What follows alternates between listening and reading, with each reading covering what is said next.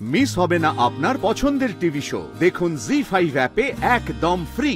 আমি বাসর ঘরে তোকে দেখেছি, গান গাইতে গাইতে তোর চোখে জল আসা, সেই জল টুক করে মুছে নেওয়া।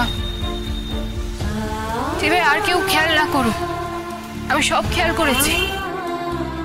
এবার কি হয়েছে আমাকে বল। তুই আমাকে কিছু না বললে আমি কেমন অশান্তিতে থাকি তুই তো জানিস দিদি ভাই। প্লিজ প্লিজ বল। ভাবছিলাম তোকে বলবো না, তো শুনে হয়তো খারাপ লাগবে, তাই সত্য দিদি ভাইটা না হঠাৎ করে খুব খুব স্বার্থপর আর সন্দেহপ্রবণ হয়ে উঠেছিল রে। একটা মিথ্যে সন্দেহর বসে অন্যরকম কিছু ভেবে নিয়ে অন্য কাউকে অপমান করে ফেলেছি আমি।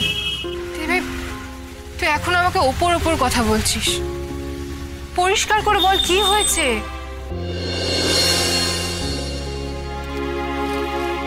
কোয়েল ওই বাড়িতে খুব বিশ্রীভাবে পা মচকে পড়ে গেছিল, তাই অনির্বাণকে ওই বাড়িতে যেতে হয়েছিল। সেটা ও তোকে জানায়নি, কি হয়েছিল সেটা জানতে তুই ওই বাড়িতে গেছিলি। আর তোর সঙ্গে যখন আমার দেখা হয়েছিল তখন তুই ওই বাড়ি থেকে ফিরছিলি। তোকে তখন ভীষণভাবে ডিস্টার্ব লাগছিল। তার মানে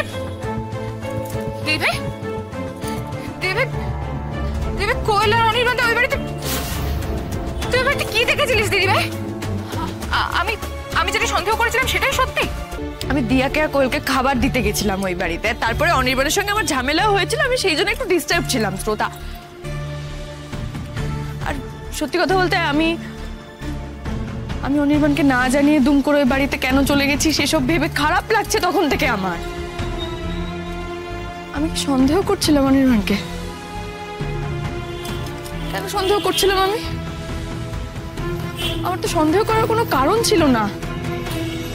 অনির্বাণ তো বলেনি একবারও কোয়েলকে ওই বাড়িতে থাকতে দেওয়ার কথা, আমি ফোর্স করেছি, আমি জোর করে কোয়েলকে ওই বাড়িতে রেখেছি।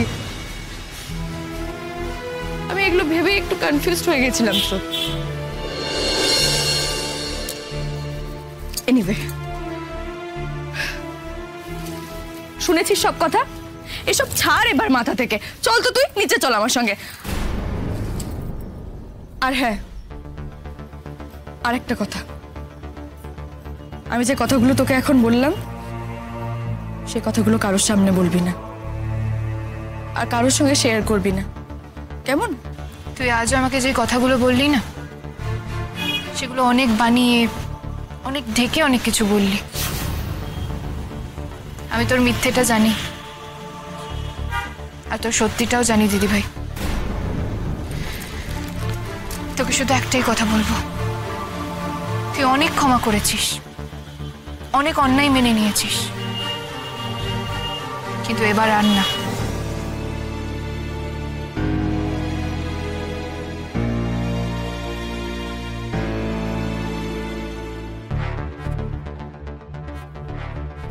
কি করে তোকে বলি স্রোত, তোর সন্দেহ হয়তো সত্যি।